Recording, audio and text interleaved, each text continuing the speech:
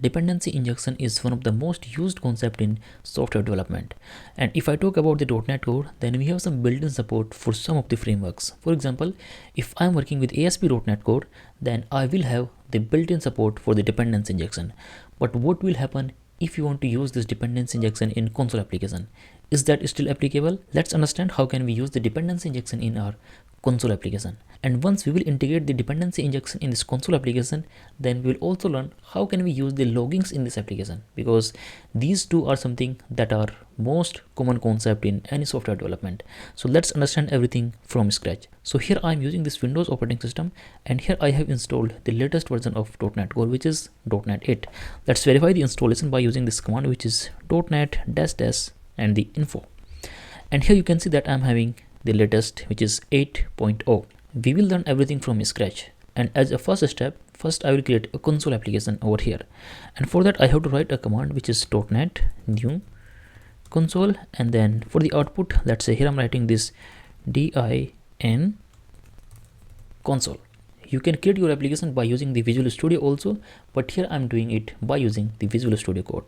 Okay, let's hit the enter button, and here you will notice that we will have a new application. If I navigate to this particular folder, which is in console, and open it in the VS Code editor, and here you will see that we are having this application. This is the in console, and this is my CS pros. Over here you will see that we are having this .NET 8.0 moniker, and the nullable is enabled, and all the basic default things we have over here. Now in this application I want to create the dependency injection. To use the dependency injection over here, let's create a very basic scenario. So over here first I will create some repositories, and I will also create one more class, and by using that class we will use the repositories as a dependencies, and we will learn how to resolve them by using this console application. So the concept is very simple, but it is very useful. So let's say here I'm having this employee repository .cs. Let's just copy the name, hit the enter button, and create a new class over here. Let's say it is employee repository. We will add the method in just a bit, and let's add one more interface. So this is going to be employee repository.cs, and let's use this interface over here. This is very simple. So here I will create one method which is, let's say it is get name. Now we will use this interface over here in this employee repository class like this, and now we have to implement this interface. So what I can do, I can use this quick fix and just implement this interface, and from this one let's simply return a message which is going to be hello from employee repository. That's it. So far we have very basic scenario. Now I will have another class over here. For example, it is employee.cs. Remember, we are having this employee repository and employee repository. Now I'm creating this employee, and let's create this class and employee, this one. Perfect. And in this employee class I want to use this repository as a dependency injection. So here I will be using the concept of primary constructor, and here I'm writing this employee repository, and let's say this is repository. Very simple. Now let's get one more method over here, and here I'm writing this public string, let's say get username. You can give any meaningful name over here, or in your scenario you might have a different situation, and here I'm using this repository dot get name. So this is my very basic setup. Now I have to tell this console application that I want to use the dependency injection, and for that I have to add a package over here, and that package is available in the NuGet. And here I can search for some package which is Microsoft extensions dependency injection. Hit the enter button, or you can basically click on this one, and you will see that we are having this package which is dependency injection. Now if you are using the .NET CLI, then you have to write this command to add this package in your application, which is .NET add package, and this is the name of your package, and this is the version that you want to install. If you are using Visual Studio, then you can search for the NuGet packages, and you can simply search about this package and you can just install it. But here, because I'm dealing with the VS Code, so I have to use this .NET CLI. So let's copy this package, go back to our editor, and let's open a terminal window. There we go, like this. And now simply just right click over here, and you will get this command at this place. Just hit the enter button, and this will install this dependency injection package with version 8 in this application. And if I open the CS pros file, then you will notice that we are having this package over here, and this is the only thing that is required to deal with the dependency injections in console application. Now we have to create a container in this application, and we have to register all the services in that container. Let's do that. And for that we will use this program.cs class, because this is the entry point of this particular program. Here I have to create a new instance of the service collection. So let's say it is services, and just create a new instance by using this new keyword. And here we have to register all our services. And how can we do that? We are having the services. If I hit the dot, then you will see we are having all the methods of the dependency injection. We are having this add keyed scoped, we are having this add scoped, add singleton, add transient, and all of them are available over here. Now let's say I want to register my service by using the singleton concept. So we are having this singleton. So as per this concept, first we have to use this interface and then the implementation. And the interface is this employee repository. So let's do that over here. Put a comma and then the implementation. The implementation is this employee repository, this one. Go back to this program.cs class, and over here let's use this. Now once you are done with this thing, you have to use another method, which is dot build service provider. That's it. You can also use it in another line. For example, here I'm using this where provider, and put a semicolon over here and use this services, and just do it like this. Now what we are having the very basic setup of our container.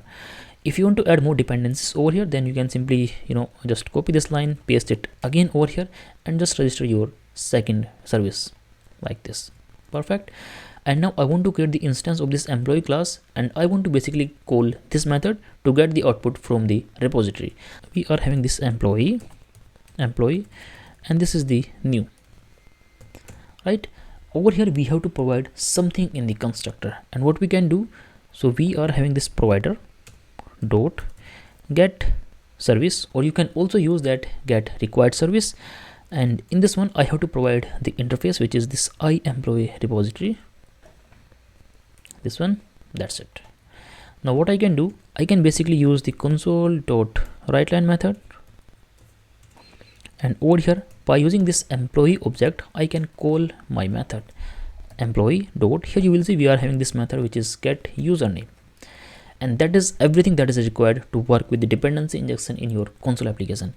If I will just run this application, so here let's say I'm writing this, first clear this screen and use this .NET run, hit the enter button, and here you will notice that we are getting the output, which is this hello from employee repository. If you are thinking about this warning, this is coming because we have enabled the nullable in this application, and to disable that we can basically open the CS pros file and just use the disable over here for this nullables, and just run this application again, and this time you will notice that we are not having that warning. See, we are having only this direct message. Now let's verify this by creating one more temporary service, and basically I want to just change the implementation of this repository class. So what I can do is go back to this employee repository, just copy it, and let's just paste it again over here like this, and this time let's use the temp keyword, and let's just copy it, go back to our program.cs class, and over here let's just change this registration. Remember, we are not making any change in this employee class, we are only making the changes where we are registering our services. Now let's just run this application again, and before that we have to make the change in the message over here. Save the changes, go back over here, run this application, and let's see what is the output this time. This time you can notice we are getting the output from our temporary employee repository. So this is how you can deal with the dependency injection in your console application. What if I want to add loggings as well over here? Let's understand how can we use the logging, because we are dealing with the dependency injection, so it is always a good practice to use the logging by using the dependency injection. Let's see how to do that. And to work with the logging, we have to install another package, which is microsoft.extensions.logging. And because we are dealing with the console, so I have to use this console. Let's search, and here we are having this first package, which is microsoft.extensions.logging.console. Let's copy it, go back to our console application, and let's simply just paste it and basically install this package. Hit the enter button, and this time you will notice that the package has been added in this application, If I go back to the CS pros file, here you will notice we are having two packages. This time this is for the logging and this is for the dependency injection. Now because we are using this dependency injection container, so by using this concept I have to register my logging. Let's go back to this program.cs class, and over here we can use this services dot add logging, this one, and here we have to tell that I want to use the console logging, so which we can use, let's say it is builder and builder dot add console. That's it. This is the only thing that is required to enable the logging in this application. Now I want to add the logger, let's say in this employee repository. So again I will use the primary constructor concept. So here I'm using this Ilogger, and over here let's use the name of this repository. This is how we use the logging in any application basically, and that's the logger. Perfect. Here let's say I'm using this logger dot log information, or you can use any other method that are available in this logging service. We are having all of them over here. We are having this critical, debug, error, information trace, everything is available over here. And let's say here is the message logging from employee repository. Now we have to change the registration in our program.cs class, and here instead of using this temp we have to use our employee repository. Remember, we are not making any change anywhere. We are using this logging as a dependency injection, and because we are already using the container, I have enabled this dependency over here. And if again I will just run this application by using this .NET run, let's hit the enter button, and this time you will notice we are having two messages. This first one is coming from our employee repository, which is the value that we are returning, and this is coming from the logging service. Let's try another example. So this time let's say here I'm basically having this try catch block, and in this try catch block let's say I'm just throwing the exception, throw new exception, and here I'm writing any message basically. So let's say this is my test exception,